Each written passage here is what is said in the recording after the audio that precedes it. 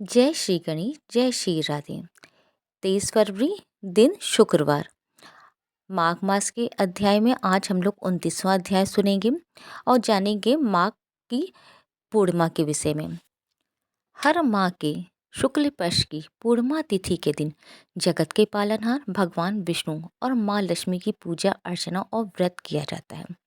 मानता है कि ऐसे करने से साधक को सुख और समृद्धि की प्राप्ति होती है। इसके अलावा इस दिन गंगा स्नान और दान करने का भी विधान है। पंचांग के अनुसार माघ माह की पूर्णिमा की तिथि की शुरुआत 23 फरवरी को दोपहर 3:33 से होगी और इसके अगले दिन यानी 24 फरवरी को शाम 5:59 पर तिथि का समापन होगा। सनातन धर्म में उदया तिथि अधिक महत्वपूर्ण है। ऐसे में माघ पूर्णिमा 24 फरवरी शनिवार के दिन मनाई जाएगी। माघ पूर्णिमा के दिन ब्रह्म बेला में उठें और दिन की शुरुआत भगवान विष्णु की और धन की माँ लक्ष्मी के ध्यान से करें। स्नान करने के बाद साफ वस्त्र धारण करें। इसके बाद सूर्य देव को जल में काले तिल और कुमकुम मिलाकर अर्घ्य अर्पित करें। चौकी पर कपड़ा बिछा के भगवान विष्णु और माँ लक्ष्मी की प्रतिमा स्थापित करें। अब उन्हें फूल, तिल, जौ, अक्षत, चंदन और हल्दी आदि चीज़ें अर्पित करें। घी का दीपक जला के भगवान की आरती करें और विष्णु चालीसा का पाठ करें। अंत में सुख समृद्धि और धन वृद्धि की कामना करें। भगवान को विशेष चीज़ों का भोग लगाएं और भोग में तुलसी दल को शामिल करें। इसके पश्चात लोगों में प्रसाद वितरण करें और खुद भी प्रसाद लें। माघ पूर्णिमा से जुड़ी पौराणिक कथा के अनुसार कंतिका नगर में एक गरीब ब्राह्मण दंपति रहते थे जो भिक्षा मांगकर अपना जीवन यापन करते थे। ब्राह्मण का नाम धनेश्वर था और उसकी कोई संतान नहीं थी। एक दिन भिक्षा मांगने के दौरान लोग ब्राह्मण की पत्नी को बांझ कहकर ताने मारने लगे और भिक्षा भी नहीं दी। इस तरह से ब्राह्मण दंपति बहुत ही दुखी हुए। इसके बाद किसी ने उन्हें 16 दिन तक माँ काली की पूजा करने को कहा। दंपति ने 16 दिनों तक माँ काली का पूजन किया। पूजन से प्रसन्न होकर माँ काली ने दंपति को दर्शन दिए और साथ में ही ब्राह्मण की पत्नी को गर्भवती होने का वरदान दिया। माँ काली ने ब्राह्मण को हर पूर्णिमा पर दीप जलाने को कहा और अगले पूर्णिमा में दीपक की संख्या को बढ़ाने को कहा। इस तरह से दंपति हर पूर्णिमा के दिन व्रत रखने लगे और दीप जलाने लगे। कुछ ही समय बाद ब्राह्मण की पत्नी गर्भवती हुई और 10वें महीने में एक सुंदर पुत्र को जन्म दिया। ब्राह्मण ने पुत्र का नाम देवदास रखा, लेकिन देवदास अल्पायु था। देवदास जब बड़ा हुआ तो उसे पढ़ने के लिए मामा के साथ काशी भेज दिया गया, लेकिन काशी में कुछ ऐसी घटना घटी जिस कारण धोखे से देवदास का विवाह कर दिया गया।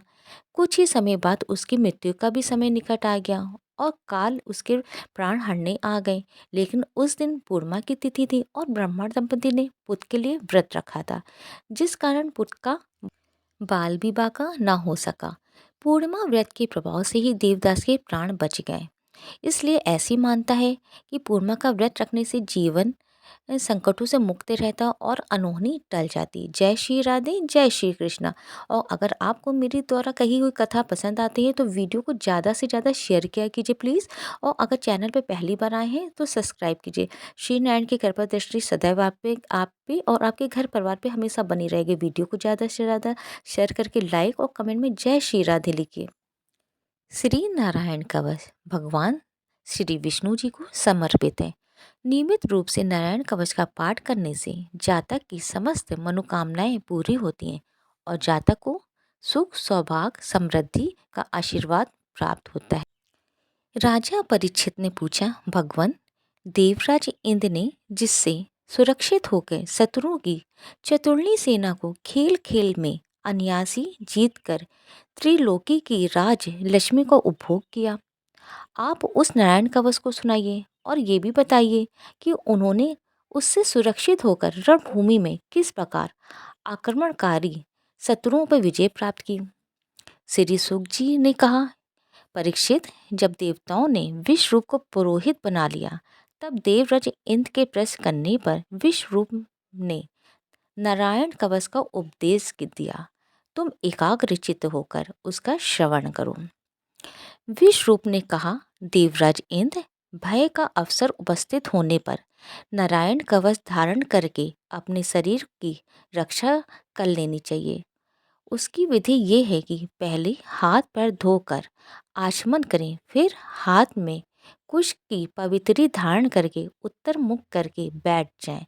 इसके बाद कवच धारण पर्यंत और कुछ न बोलने का निश्चय करके पवित्रता से ओम नमो नारायण, ओम नमो भगवते वासुदेव इन मंत्रों के द्वारा हृदय आदि अन्यास तथा अंगुष्ठ आदि अन्यास करें। पहले ओम नमो नारायण इस अष्टाक्षर मन के ओम आदि 8 अक्षरों का क्रमशः पैरों, घुटनों, जांघों, पेट, हृदय, ब्रजस्थल, मुख और सिर में न्यास करें, अथवा पूर्वोक्त मंत्र के यकार से लेकर ओमकार तक 8 अक्षरों का सिर से आरंभ कर उन्हीं 8 अंगों में विपरीत क्रम से न्यास करें।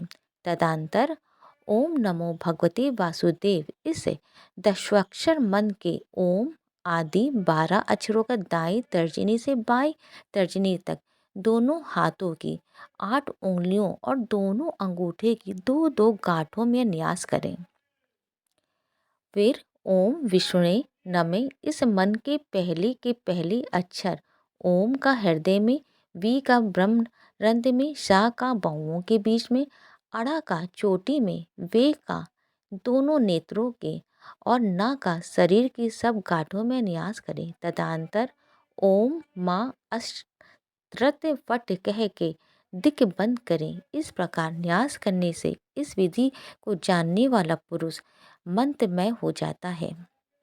इसके बाद समग्र ऐश्वर्य, धर्म, यश, लक्ष्मी, ज्ञान और वैराग से परिपूर्ण इष्ट देव भगवान का ध्यान करें और अपने को भी तत्व रूप ही चिंतन करें। तत्पश्चात विद्या, तेज, तपा स्वरूप इस कवच का पाठ करें। भगवान श्री हरि गणों जी की पीठ पर अपने चरण कमल रखे हुए अणिमा आदि 8 सिद्धियां उनकी सेवा कर रही हैं।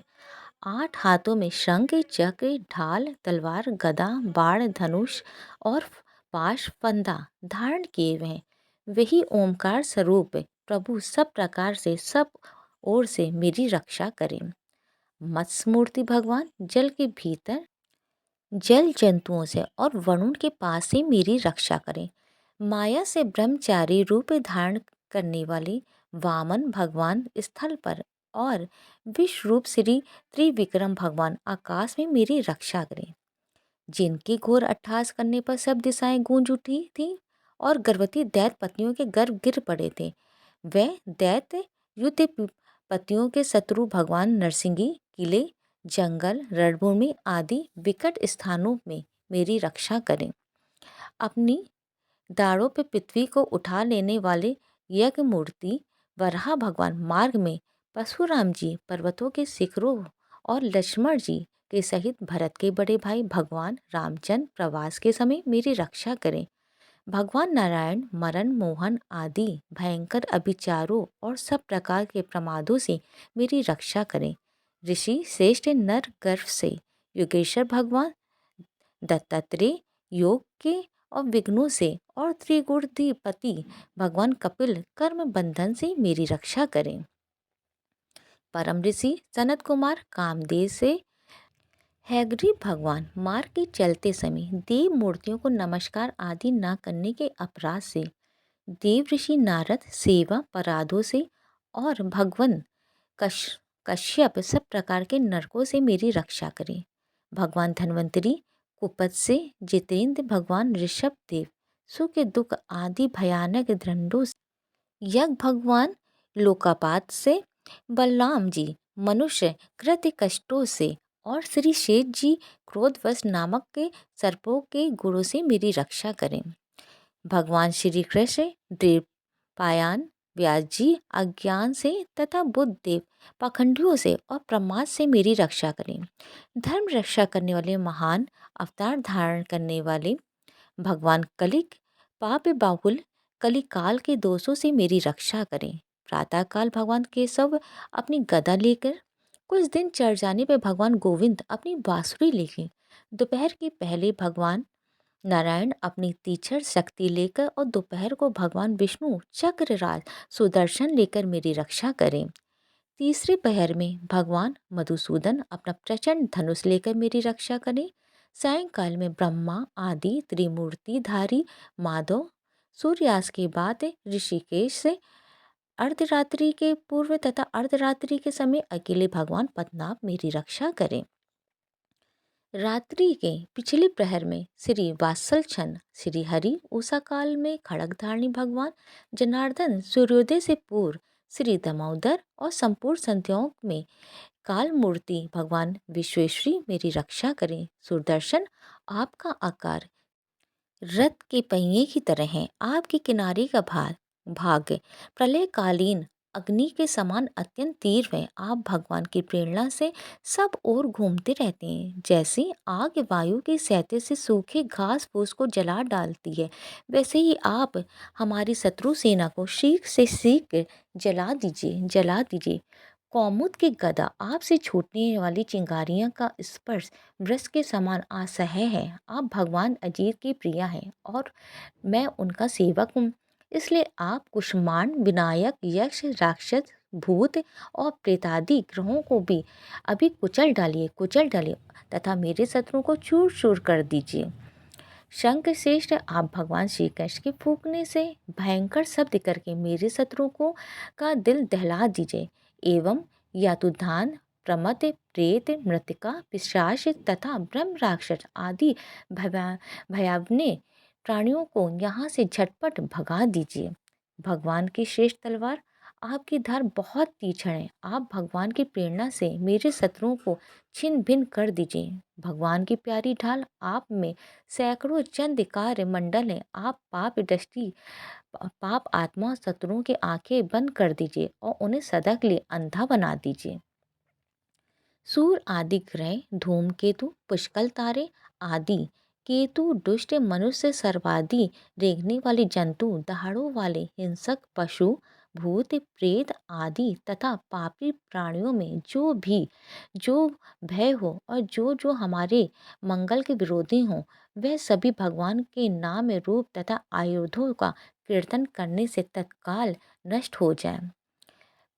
रतंत्र आदि सामवेदियों स्तोत्रों से जिनकी स्तुति की जाती है, वह वेद मूर्ति भगवान गणों और विश्व सेन जी अपने नामोच्चारण के प्रभाव से हमें सब प्रकार की विपत्तियों से बचाएं। श्री हरि के नाम, रूप, वाहन, आयुध और शेष पार्षद हमारी बुद्धि, इंद्रिय, मन और प्राणों को सब प्रकार की आपत्तियों से बचाएं। जितना भी कार अथवा कारण रूप जगत है, वह वास्तव में भगवान ही है। इस सत्य के प्रभाव से हमारे सारे उपद्रव नष्ट हो जाएं। जो लोग ब्रह्म और आत्मा की एकता का अनुभव कर चुके, उनकी दृष्टि में भगवान का स्वरूप समस्त विकल्पों से रहित है, भेदों से रहित है। फिर भी वे अपनी माया शक्ति के द्वारा भूषण, आयुध और रूप नामक शक्तियों को धारण करते हैं। ये बात निश्चित रूप से सत्य है। इस कारण सर्वत्र सर्वव्यापक भगवान श्री हरि सदा सर्वत्र सब स्वरूपों में हमारी रक्षा करें।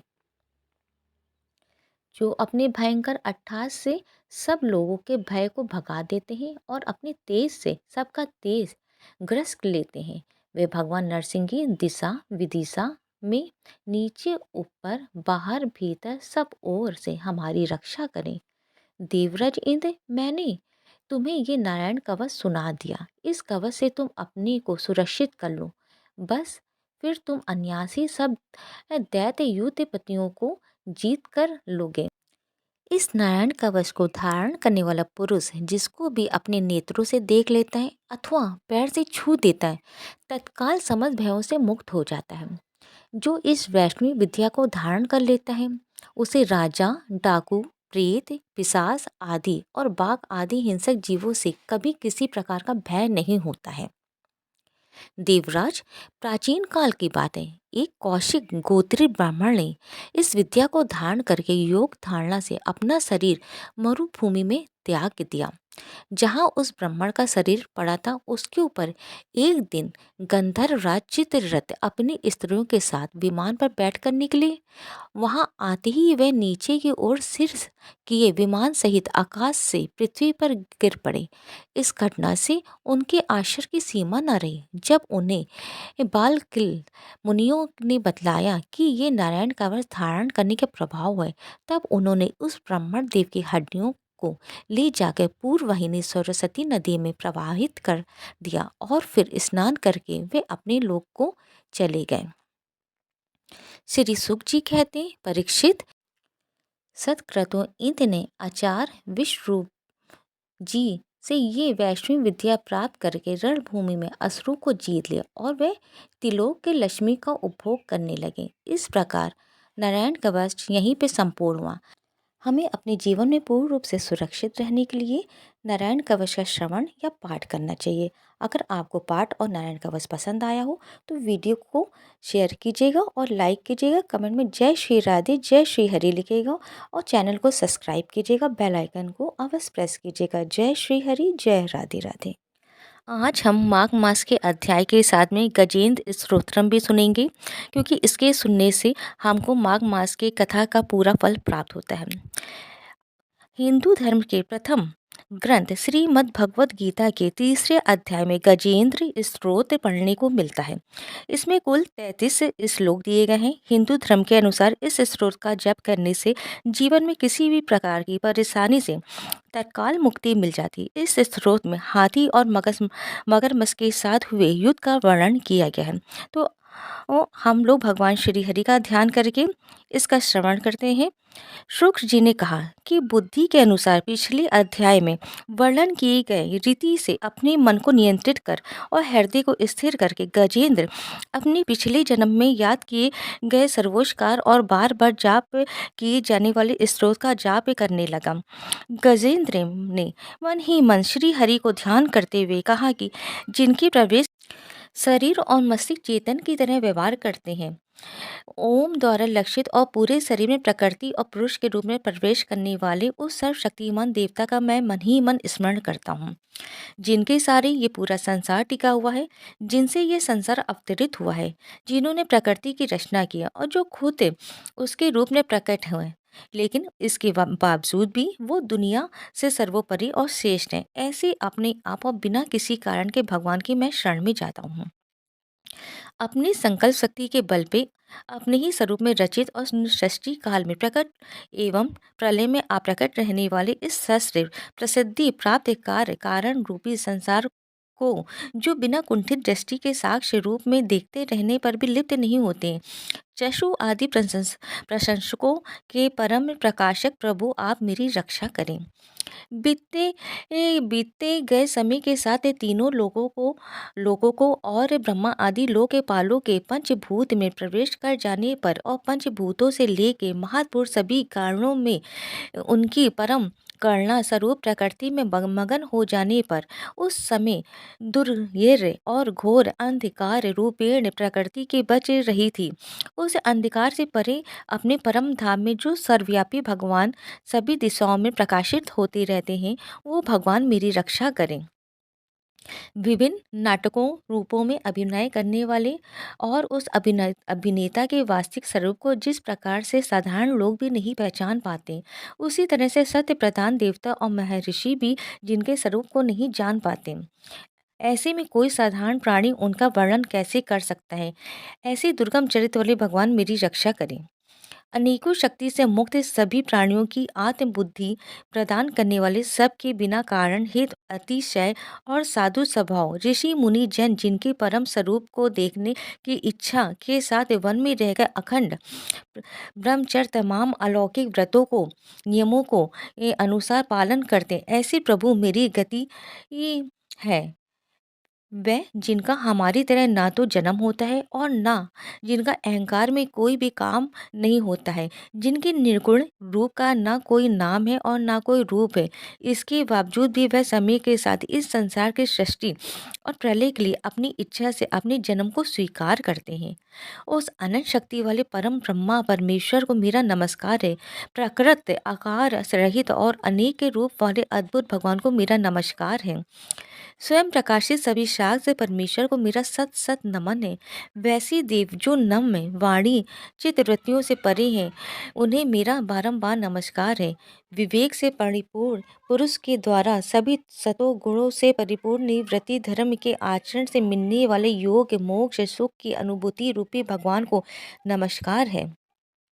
सभी गुणों के स्वीकार शांत रजोगुण और स्वीकार करके अत्यंत तमोगुण को अपना कर मूड से जाने वाले बिना भेद और हमेशा सद्भाव से ज्ञान धनी प्रभु को मेरा नमस्कार है।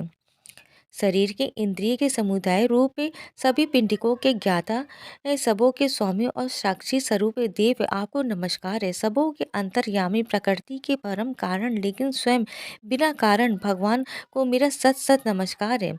सभी इंद्रियों और सभी विषयों के जान कर सभी प्रतीतियों के कारण रूप संपूर्ण जड़ प्रपंच और सबकी मूलभूत अविद्या के द्वारा सूचित होने वाले और सभी विषयों में अविद्या रूप से भसने वाले भगवान को मेरा नमस्कार है। सबके कारण लेकिन स्वयं बिना कारण होने पर भी बिना किसी परिणाम के होने की वजह से अन्य कारणों से भी विलक्षण कारण आपको मेरा बार बार नमस्कार है। सभी वेदों और शास्त्रों के परम तात्पर्य मोक्ष रूपी और शेष पुरुषों की परम गति ये देवता को नमस्कार है। वह जो त्रिगुण रूपों में छुपी हुई है ज्ञान रूपी अग्नि वैसे गुणों में हलचल होने पर जिनके मन मस्तिष्क में संसार को रचने की वृत्ति उत्पन्न हो उठती हो और जो आत्मा तत्व की भावना के द्वारा विधि निषेध रूप शस्त्र से भी ऊपर उठे हो, जो महाज्ञानियों महात्माओं में स्वयं प्रकाशित हो रहे ऐसे भगवान को मेरा नमस्कार है। मेरे जैसे शरणागत पशु के समान जीवों के अविद्या रूप फांसी को पूर्ण रूप से काट देने वाले परम दयालु और दया दिखने में कभी भी आलस नहीं करने वाले भगवान को नमस्कार है मेरा। मैं अपने अंश से सभी जीवों के मन में अंतर्यामी रूप से प्रकट होने वाले सर्व नियंता अनंत परमात्मा आपको मेरा नमस्कार है। जो शरीर होते मित्र घर और संपत्ति सहित कुटुंबियों में अशक्त लोगों के द्वारा कठिनाई से मिलते हैं और मुक्त पुरुषों के द्वारा अपने हृदय में निरंतर चिंतित ज्ञान स्वरूप सर्व समर्थ परमेश्वर को मेरा नमस्कार है। वह जिन्हें धर्म में अभिलिषित भोग के धन और मोक्ष की कामना से मनन करके लोग अपनी मनचाही इच्छा पूर्ण कर लेते हैं, अभी तो जिन्हें विभिन्न प्रकार आयाचित भोग और अविनाशी पार्षद शरीर भी देते हैं, वैसे अत्यंत दयालु प्रभु मुझे इस प्रकार की विपदा से हमेशा के लिए बाहर निकाले। वह जिनके एक से अधिक भक्त हैं जो मुख्य रूप से एकमात्र उसी भगवान के शरण में जो धर्म अर्थ आदि किसी भी पदार्थ की अभिलाषा नहीं रखते हैं, जो केवल उन्हीं के परम मंगलमय एवं अत्यंत विलक्षण चरित्र का गुणगान करते हैं, उनके आनंदमय समुद्र में गोते लगाते हैं। उन अविनाशी सर्वव्यापी सर्वमान ब्रह्मादि के भी नियामक भक्तों के लिए भी हमेशा प्रकट होने वाले भक्ति योग द्वारा प्राप्त अत्यंत निकट होने पर भी माया के कारण अत्यंत दूर महसूस होने वाले इंद्रियों के द्वारा आगमय और अत्यंत दुर्विक अंतर रहित लेकिन सभी के आदि कारक और सभी तरफ से परिपूर्ण उस भगवान की मैं स्तुति करता हूँ। वो जो ब्रह्मा सहित सभी देवता चारों वेद समस्त चर और अचर जीव के नाम और आकृति भेद से जिनके अत्यंत क्षुद्र अंशों से रचित हैं, जिस तरह से जलती हुई अग्नि की लपटें और सूरज की किरणें हर बार बाहर निकलती हैं और फिर से अपने कारण में लीन हो जाती हैं, उसी प्रकार बुद्धि मस्तिष्क इंद्रियों और नाना योगिनियों के शरीर से जिन गुणों से प्राप्त शरीर जो स्वयं प्रकाश से परमात्मा से अवतरित होकर फिर से उन्हीं में लीन हो जाता है, वह भगवान जो ना तो देवता है न असुर न मनुष्य और ना ही मनुष्य से नीचे किसी अन्य योनि के प्राणी, न ही वो स्त्री है न ही पुरुष है और ना ही नपुंसक है और ना ही वो कोई ऐसी जीव है जिनका इन तीनों ही श्रेणी में समावेश है। वो ना तो गुण है न कर्म है, वो ना ही कार्य और ना ही कारण। इन सभी योनियों का निषेध होने पर जो बचता है वही उनका असली रूप है। ऐसे प्रभु मेरा उत्थान करने के लिए प्रकट हूँ। अब मैं मगरमच्छ के चंगुल से आज़ाद होने के बाद जीवित नहीं रहना चाहता हूँ। इसकी वजह ये है कि मैं सभी तरफ से अज्ञानता से ढके इस हाथी के शरीर का क्या करूँ? मैं आत्मा के प्रकाश से ढक देने वाले अज्ञानता से युक्त इस हाथी के शरीर से मुक्त होकर होना चाहता हूँ, जिसका काल क्रम से अपने नाश नहीं होता है, बल्कि ईश्वर की दया और ज्ञान से उदय हो पाता है। इस प्रकार से मोक्ष के लिए ललाहित संसार के रचयिता स्वयं संसार रूप में प्रकट है, लेकिन संसार से परे, संसार में एक खिलौने की भांति खेलने वाले संसार में आत्म रूप से व्याप्त आजन्मा सर्वव्यापी एवं प्रत्यय वस्तुओं में सर्वश्रेष्ठ श्री हरि का केवल स्मरण करता हूँ और उनके शरण में जाता हूँ। वह जिन्होंने भगवत शक्ति रूपी योग के द्वारा कर्मों को जला डाला है, जिन्हें समस्त योगी ऋषि अपने योग के द्वारा अपने शुद्ध हृदय में प्रकट देखते हैं, उन योगेश्वर भगवान को मेरा नमस्कार है। वह जिनके गुणे शक्तियों का राग रूप विवेक और आशाएं हैं, जो सभी इंद्रियों के विषय रूप में मौजूद हैं, वे जिनकी इंद्रियां समस्त विषयों में ही बसी रहती हैं, ऐसे लोगों को जिनको मार्ग मिलना भी संभव नहीं है, वैसे शरणागत एवं अपार शक्तिशाली वाले भगवान आपको बारंबार नमस्कार है। वे जिनकी अविद्या नाम की शक्ति के कार रूप से ढके हुए, जिनके रूप को जीव समझ नहीं पाते, ऐसे अपार महिमा वाले भगवान की मैं शरण लेता हूँ। श्री शुकदेव जी कहते हैं कि वे जिसने पूर्ण प्रकार से भगवान के भेद रहित सभी निराकार रूप का वर्णन किया था, उस गजराज के करीब जब ब्रह्मा जी साथ में अन्य कोई देवता नहीं आए, जो अपने विभिन्न प्रकार के विशेष विग्रहों को ही अपना रूप मानते, ऐसे में साक्षात विष्णु जी, जो सभी के आत्मा होने के कारण सभी देवताओं के रूप हैं, तब वहाँ प्रकट हुए। गजराज को इस प्रकार से दुखी देख के और उसके पढ़े गए स्तुति को सुन के चक्रधारी प्रभु इच्छानुसार वेग वाले गरुड़ की पीठ पर सवार होकर सभी देवताओं के साथ उस स्थान पर पहुंचे जहां पर वह गज था।